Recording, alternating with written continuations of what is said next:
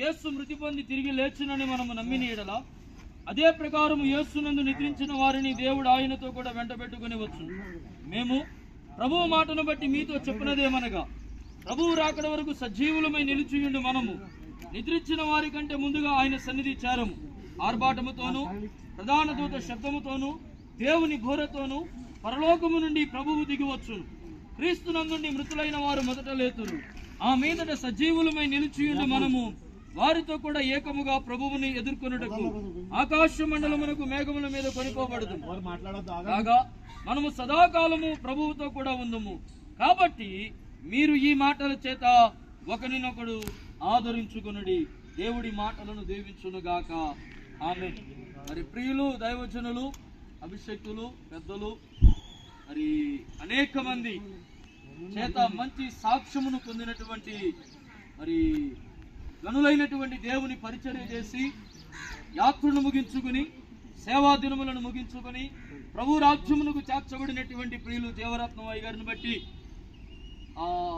ఈ ఉదయము, ఈ మధ్యాహ్నము మరి వారు ఆత్మ విడిచినటువంటి దేహాన్ని భూస్థాపన చేయడానికి మనం అందరం ఇక్కడికి వచ్చాం.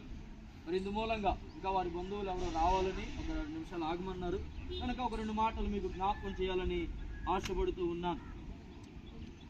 ఒక 3 మాటలు మీకు ప్రత్యేకించి తెలియజేయాలనుకుంటూ ఉన్నాను. ఆ 3 మాటలు ఏంటంటే జననం, మరణం, స్మరణం. ప్రతి మానవుని జీవితంలో కూడా ఈ 3 అంశాలు, ఈ 3 దశలు కనబడతా ఉంటాయి. జననం అనగా పుట్టడం. ఈ పుట్టడం అనేటువంటిది మానవుని చేతుల్లో లేదు. అనుకున్న టయానికి ఎవరు పుట్టినవారు లేరు. పలానా టయానికి ఆపరేషన్ చేద్దామని ఆపరేషన్ థియేటర్కి తీసుకెళ్ళినా ఆ టయానికి పుట్టినటువంటి ఆపరేషన్ చేసినటువంటి దాఖలాలు కూడా లేవు. సో పుట్టుక అనేటువంటిది మన చేతుల్లో లేదు. దాన్ని మనం ఏం చేయలేం. ఎప్పుడు, ఎక్కడ, ఎలా, ఎవరి గర్భమున, ఏ మనుషుల మధ్యలో, ఏ జాతి మధ్యలో, ఎక్కడ ఎలా పుడతామో మనకి తెలియదు. రెండవది మరణం. ఎలా చనిపోతామనేటువంటిది కూడా మన చేతుల్లో లేదు. ఏమండి, మా ఊర్లో ఒక డాక్టర్ గారు ఉన్నారు. ఆయన కరెక్ట్గా 10 రోజులు చచ్చిపోతామనంటే 10 రోజుల్లో చచ్చిపోతారు. కానీ ఎగ్జాక్ట్గా 10 రోజులుగానంటే కాదు, ఒక రోజు అటు ఇటుగా. కాబట్టి అనుకున్న టయానికి చనిపోయిన వారు కూడా లేరు. జననం మన చేతుల్లో లేదు, మరణం మన చేతుల్లో లేదు. ఈ 2 ఎవరి చేతుల్లో ఉన్నాయనంటే లేఖనాల్లో రాయబడింది జీవ మరణములు దేవుని ఆధీనములో ఉన్నాయని. మనం ఎప్పుడు పుట్టాలో, మనం ఎప్పుడు మరణించాలో 90వ కీర్తనలో దాల్చిన జ్ఞాపకం చేస్తున్నట్లుగా నరులారా ఆయన తిరిగి రండి సెలవీయగా మనుషులంట రెప్పపాటున ఉన్న పాటను విడిచిపెట్టి ఏమి సంపాదించారు, ఏమి పొందుకున్నారు, ఏమి కూడబెట్టుకున్నారు, ఏం కలిగి ఉన్నారో అన్నిటినీ రెప్పపాటును విడిచిపెట్టి వెళ్ళిపోవాల్సిందే. కాదు అనడానికి, లేదు అనడానికి అవకాశము ఏ మానవునికి కూడా లేదు. అయితే ఈ 2 మన చేతుల్లో లేవు. 3వ విషయం స్మరణం అనేటువంటి ఒక అంశం, లేదంటే స్మరణం అనేటువంటి విషయం, ఇది మన చేతుల్లోనే ఉంది. స్మరణం అంటే ఏంటి? మన గురించి అలా మాట్లాడుకోవాలి, మన గురించి ఇలా జ్ఞాపకం చేసుకోవాలి. చాలా మంది చనిపోతే పోతే పోయాళ్ళారా అని అంటారు. కానీ అలాంటి బ్రతుకు, సారీ టు సే, బ్రతికినా వేస్ట్, వ్యర్థం. మనం చనిపోతే మన గురించి కొన్ని కాలాల పాటు మాట్లాడుకోవాలి, కొన్ని వేల మంది మాట్లాడుకోవాలి, సాక్ష్యాలుగా ఏమండి మన గురించి మంచిగా మాట్లాడుకోవాలి. అలాంటి బ్రతుకు మనం జీవించాలి. అలాంటి బ్రతుకు మనం జీవించాలి అనంటే, అలాంటి మంచి సాక్ష్యమును మనం పొందుకోవాలి అనంటే లేఖనాలు మేము పట్టుకున్నటువంటి పరిశుద్ధ గ్రంథం సెలవిస్తుంది, యేసుని నమ్మితేనే అది సాధ్యమని, యేసుని నమ్మితేనే అది కుదురుతుంది అని, యేసుని నమ్మితేనే ఈ భూమి మీద మనము సాక్షులుగాను, పరమందు మనము సాక్షులుగాను ఉంటాము అని లేఖనాలు సెలవిస్తూ ఉన్నాయి. తత్ఫలితం మనకు కలిగేది ఏంటి అనంటే, ప్రభు మన కొరకు పరలోక రాజ్యములో మంచి నివాసాలు ఏర్పాటు చేశారు. ఆ నివాసాలలో మనము నివాసం ఉండబోతూ ఉన్నాం. అట్టి కృప దేవుడు ఇక్కడ కూడి ఉన్న మనందరికీ దయచేయును గాక. ప్రియులు వెళ్ళారు, ఆయన కొరకు సిద్ధపరిచినటువంటి స్థలములో వారు ఉన్నారు. నేను నమ్మే ఒక విషయం ఏంటంటే, వారు చేస్తున్నటువంటి సేవ, పరిచర్య, పడిన ప్రయాస, కలిగిన భారం, సువార్త బాధ్యత, ఇవన్నీ కూడా ప్రియులను, దైవజనులను నిత్యంగా నేను నమ్మే విషయము, లాజరు అబ్రహాము రొమ్మున అనుకున్నట్లుగా మరి ప్రియులు, దైవజనులు తండ్రి అయిన క్రీస్తు కుడి పార్శ్వమందు ఉన్నారని నేను నమ్ముతూ ఉన్నాను. ప్రియులకు ఒక సింహాసనం వేయబడిందని నేను నమ్ముతూ ఉన్నాను. ఆ సింహాసనం ముందు మరి దైవజనులు కూడా కూర్చుని అక్కడ నుండి అంతా చూస్తున్నారని నేను నమ్ముతున్నాను. కాబట్టి అలాంటి ఒక విశ్వాస నిరీక్షణ మనము కలిగి ఉండాలి అని అంటే, తెస్సలోనికీ రాసిన పత్రికలో రాయబడింది, యేసు మృతి పొంది తిరిగి లేచినని మనము నమ్మాలి. నమ్ముదముగాక. నమ్మితే పరలోక రాజ్యం, నమ్మకపోతే పరిశుద్ధ గ్రంథం సెలవిస్తుంది నిత్య నరకం. దేవుడి మాటలను దీవించునుగాక.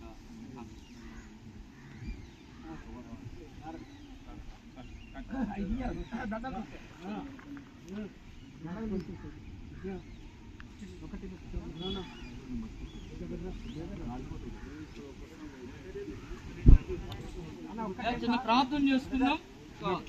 మన మధ్యలో ఉన్న ప్రార్థన చేస్తాం.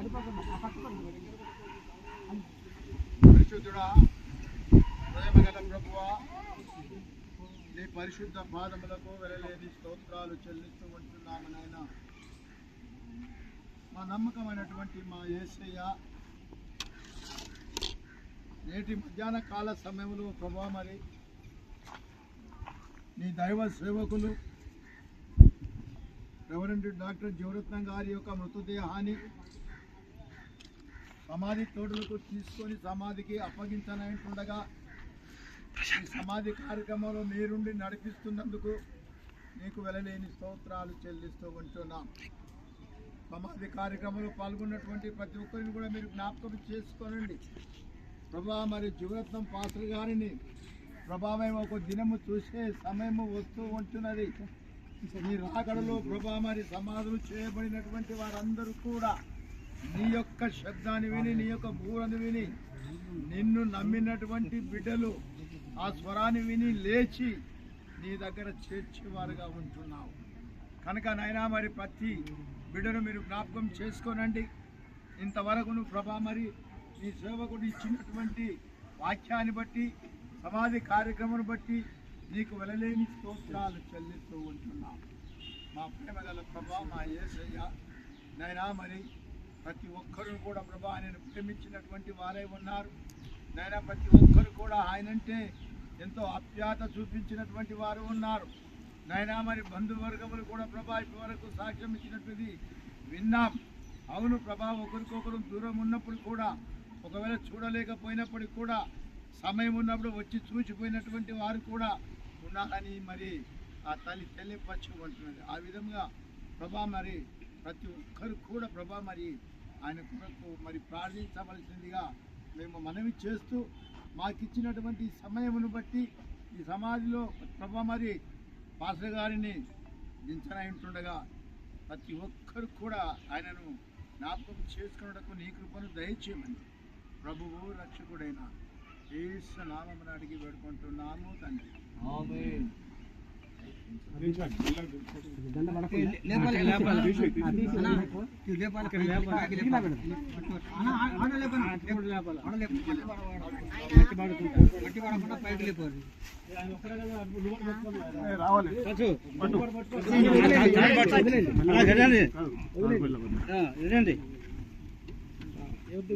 ఎవరు దిగుతారు?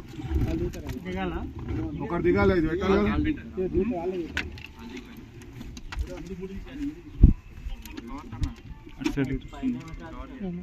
చేస్తారు. ఏం లేదు, దిగి పెడతారు కానీ పెట్టే చిన్నపిల్లలు దిగండి బాబు. బాధ్యత ఇగో ప్రార్థన అవుతుందా? ఒక్క నిమిషం బాబు. క్రాస్ వద్దు, బయట దండ ఒకటే అన్న, దండ తీసుకో. అంతే అంతే పైన పెట్టినా పట్టదు, అట్ట పట్టదు, పైన పెట్టేసి అంతే అంతే.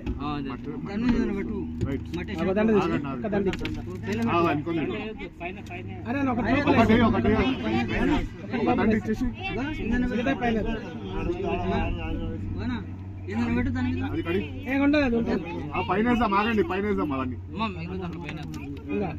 ఒకటే ఉన్నది అంతే. ప్రార్థన చేసుకుని మరి ప్రియులు జీవరత్నం అయ్య గారి యొక్క ఆత్మ విడిచిపెట్టినటువంటి దేహాన్ని మరి మట్టికి అప్పగించుదాం. లేఖనాల్లో రాయబడినట్లుగా ప్రసంగి గ్రంథం 12వ అధ్యాయంలో రాయబడినటువంటి రీతికి, మన్నైనది వెనుకటి వల్లే మంటికి చేరును, ఆత్మ తాను దయచేసినటువంటి దేవుని యొద్దకు చేర్చబడినట్లుగా మరి ఈ దేహము మంటి నుండి తీయబడినదని ఆది కాండములో మనం చూస్తా ఉన్నాం. కనుక ఇది మరలా మంటికి చేర్చబడవలసి ఉన్నది కనుక మరి ఆత్మ విడిచినటువంటి దేహాన్ని మంటికి అప్పగిస్తూ ఉండగా చిన్న ప్రార్థనతో, ప్రేమగల తండ్రి మీకు స్తోత్రాలు చెల్లిస్తూ ఉన్నాం.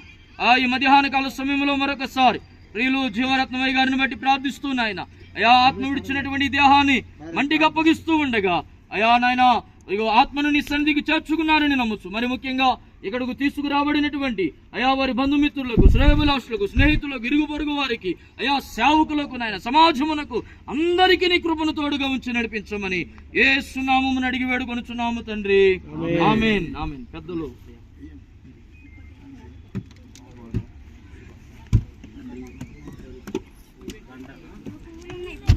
ఇప్పుడు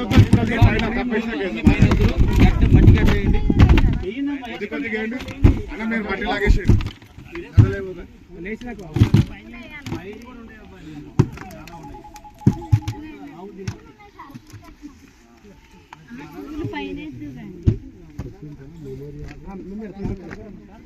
అంటే వాళ్ళతో మాట్లాడి ఒకసారి, అంటే వాళ్ళ రిలేటివ్స్ వచ్చారు కదా ఊరి నుంచి, వాళ్ళని ఒకసారి అడిగితే వాళ్ళకి ఎట్లా కన్విన్స్ ఉంటుందో దాన్ని బట్టి ఆగింది సార్.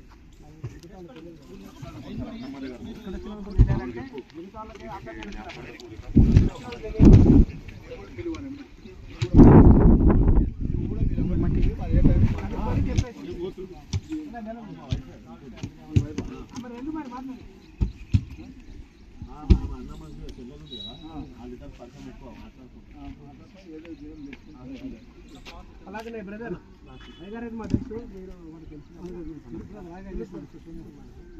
నెక్స్ట్ సమాధి సమాధి ఎప్పుడు ప్లాన్ చేస్తాను. నేను ప్లాన్ చేసి నేను కాంటాక్ట్లో ఉంటాను కదా, నేనే దగ్గరకు వచ్చి నేను ఉంది కట్టిస్తాను. ఎందుకంటే అమ్మ పేరు పెట్టేయాలా, నాయన పేరు పెట్టేయాలా. అవును అవును. చూపించినప్పుడు ఎవరున్నారు ఇక్కడ? దాని మీద రాయమైంది పేరు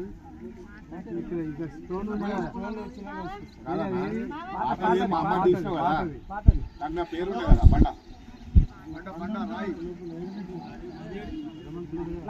లాగండి. అదేందా బండ కాదు, అది మామరాయలు కాదు. ఇగో ఈ సమాధి తీసి అదే నా పైన పేరు ఉండదు. అది ఇప్పుడు ఏం చేద్దామంటే ఇది వేసేసినాక అది పెట్టేసేయండి పొయ్యి. దాని తర్వాత ఫోటో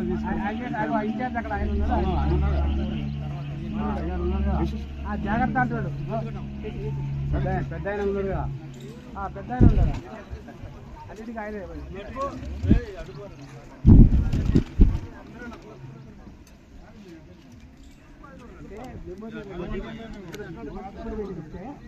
ఆ తర్వాత మనం వాట్సాప్ పెట్టానుకో ఇప్పుడు వస్తారు వాళ్ళు, అప్పుడు ఇప్పుడు కనపడరు వాళ్ళు, అప్పుడు వస్తారు.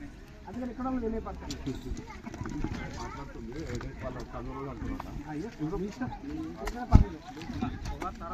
అది కాదు 20